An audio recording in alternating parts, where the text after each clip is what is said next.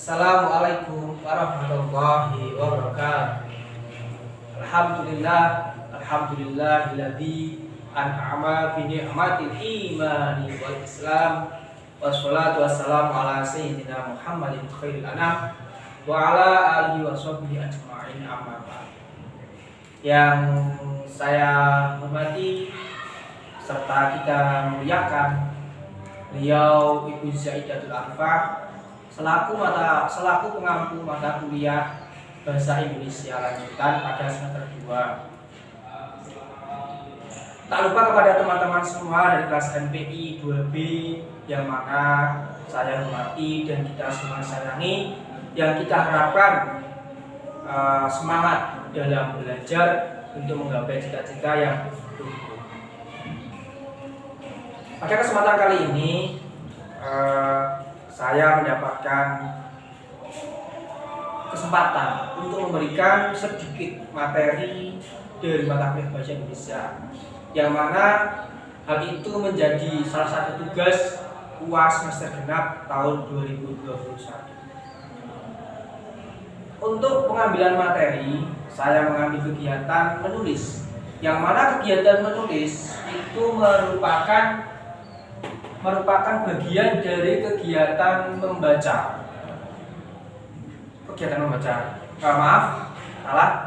Menulis merupakan bagian dari kegiatan berbahasa, yang mana kita ketahui pada awal pertemuan, kegiatan berbahasa yaitu kecakapan seseorang yang meliputi menulis, berbicara, menyimak, dan membaca.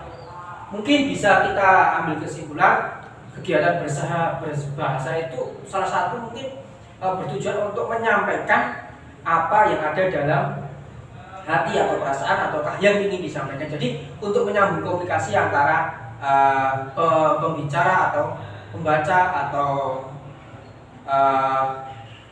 atau penulis kepada, dari hubungan antara dua pihak. Ya baik, untuk kegiatan menulis itu kita bisa kupas. Ada empat poin, yaitu 1 pengertian, 2 tujuan, 3 manfaat, 4 jenis-jenis menulis. Untuk pengertian sendiri, menulis merupakan untuk pengertian itu ada dua, yaitu menurut Nurgianto dan menurut Tarigan.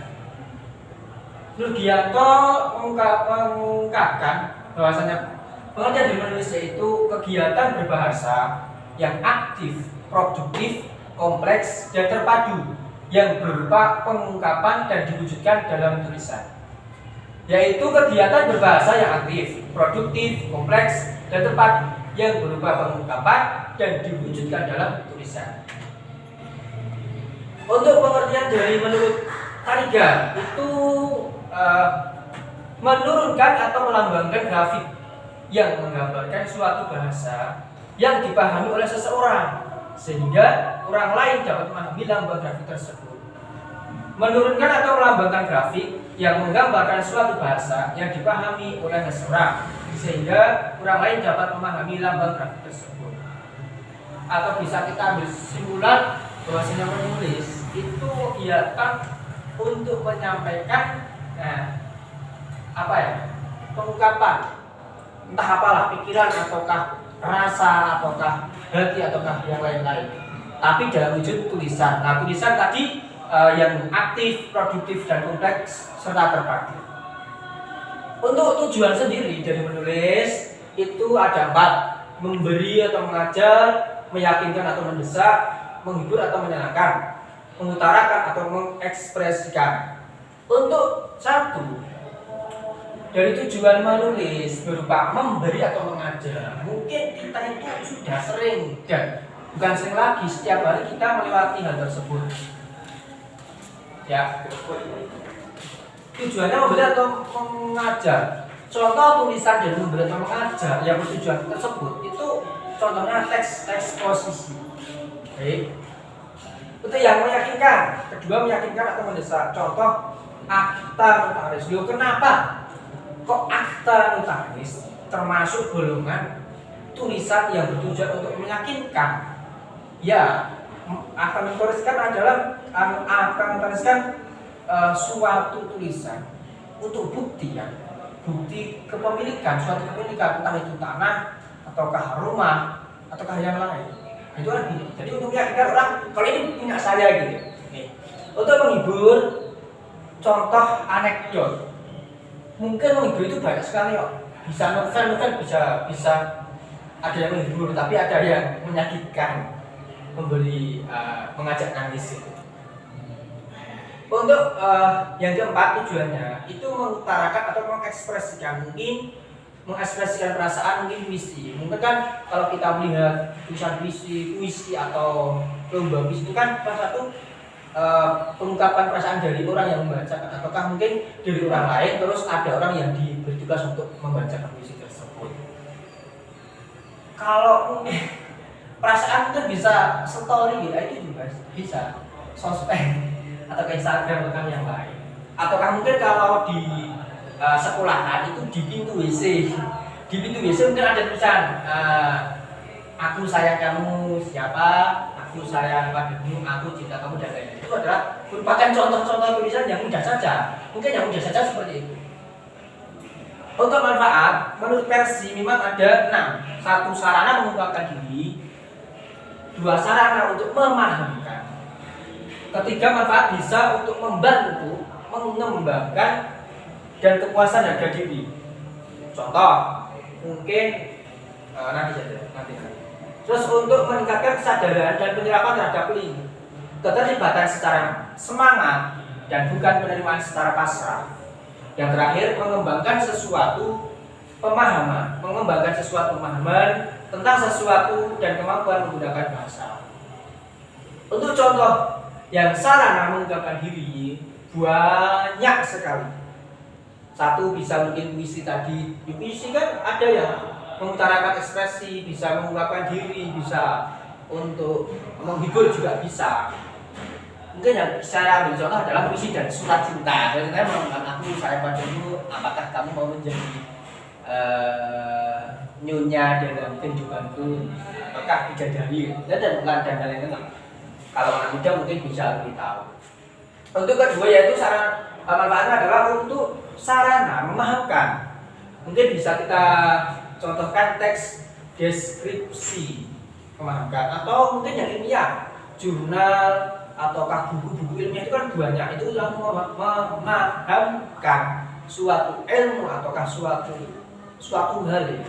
Kan kalau kita berbicara memahamkan, teks deskripsi itu kan masih bersifat umum. Jadi itu yang ketiga itu membantu mengembangkan kepuasan pribadi, kebanggaan dan kepuasan harga diri. Bisa kita ambil contoh langsung status sosmed itu mungkin kan banyak yang status itu digunakan bukan untuk menyampaikan dakwah ataukah memberikan ilmu, tapi kan hanya untuk gendi subyo, gendi puji dan teman-teman gitu. Ataukah untuk mencela seseorang yang mungkin habis kejadian di suatu lapangan terus diungkapkan dalam sosmed. Keempat yaitu meningkatkan kesadaran dan penyerapan terhadap link. Bisa contoh teks berita apapun. Mungkin kalau kita lihat sering mungkin koran ataukah di internet. Terus untuk kelima yaitu keterlibatan secara semangat dan bukan penerimaan pasrah. Penerimaan secara pasrah bisa contohkan untuk contohnya gini, kita mendapatkan berita tentang fakta nih, mungkin fakta, tapi bisa juga mungkin kita kan jatuh sebenarnya mungkin kita mengikuti suatu lembaga pendidikan, lantas ada berita yang mengabarkan tentang pendidikan kita, tapi dengan kabar yang tidak baik. Nah, kita kan tidak terima, sedang kita yang mengetahui keadaan di lembaga tersebut. Nah, maka kita bisa memberontak ataukah menghubungi pihak yang terkait yang mengembangkan berita dengan cara surat. Kita itu termasuk semangat dan termasuk tidak mau terima dengan keadaan loh kok lembaga saya kok di kayak gini diejek dan lain-lain. Untuk keenamnya itu mengembangkan sesuatu pemahaman tentang sesuatu yang kemampuan menggunakan bahasa. Mengembangkan sesuatu pemahaman tentang sesuatu dan kemampuan menggunakan bahasa. Kita contoh novel. Untuk yang terakhir adalah jenis-jenis menulis. Jenis-jenis menulis ada 5, bisa berupa deskripsi atau penggambaran, eksposisi atau pemaparan, argumentasi atau pendapat. Yang ketiga, yang keempat narasi atau cerita, tapi yang berupa unsur waktu dan peristiwa, atau persuasi atau ajakan. Baik, kita kupas. Untuk deskripsi atau penggambaran bisa kita contohkan cerita sejarah atau mungkin hadis-hadis Nabi, atau kalau kita orang Muslim sering kita dengarkan maulid, manakib kan kalau secara bahasa kan artinya kan cerita baik, jadi kan menceritakan sejarah ulama atau nabi. Nah, perjalanan mungkin dari lahir, dari mengandung di kandungan, terus lahir, terus sampai perjuangan, sampai akhir hayat. Itu kan juga. Nah, ketika kita membaca, seakan-akan kan yang menuliskan menggambarkan seakan-akan kita yang membaca itu sedang ada di zaman tersebut. Itu kedua, eksposisi atau pemaparan, bisa contoh presentasi pemaparan yang mungkin tulisan seperti ini dan dipresentasikan. Ini kan contoh salah satu tulisan yang untuk pemaparan, yang jenisnya bermaparan, dipaparkan. Tapi kan mungkin ada yang keterangan yang lebih lanjut. Untuk ketiga, argumentasi atau pendapat. Mungkin contoh teks debat, baik debat dalam musyawarah warga atau musyawarah ilmiah ataukah musyawarah lembaga pendidikan. Itu kan kalau kita mengutarakan pendapat kan seperti itu. Contohnya, ayo monggo yang berpendapat. Saya tulis. Ini saya. Ya mungkin ada seseorang yang beliau itu ilmiahnya tinggi, tapi tidak mempunyai ataukah mempunyai sisi negatif, kekurangan dalam hal menyampaikan. Jadi beliau untuk menyampaikan itu lewat tulisan. Itu banyak. Ya, memang kemampuan orang kan sendiri-sendiri. Untuk narasi keempat yaitu narasi cerita yang berupa unsur waktu dan peristiwa. Banyak cerita dalam majalah, cerita dalam Quran, cerita dalam internet dan lain-lain lah. Terus yang terakhir adalah persuasi berupa ajakan, mungkin teks iklan ataukah pamflet. Ayo gunakan protokol kesehatan, ayo pakai masker, ayo bisa contoh mungkin sholat atau belum, sudah sholat atau belum, itu kan adalah tulisan pertanyaan, tapi itu bermakna ajakan atau pengingatkan. Mungkin seperti itu untuk keterangan dari keterampilan bahasa yang berupa menulis. Untuk keterangan luas, nah itu memang banyak. Tapi mungkin pada kesempatan kali ini saya bisa sampaikan sedemikian rupa saja. Kurang lebihnya saya dalam kesempatan ini dari awal sampai akhir banyak kesalahan, kekurangan, dari sengaja atau tidak. Saya mohon maaf dan terima kasih atas waktunya. Saya akhiri billahi taufik wal hidayah. Wassalamualaikum warahmatullahi wabarakatuh.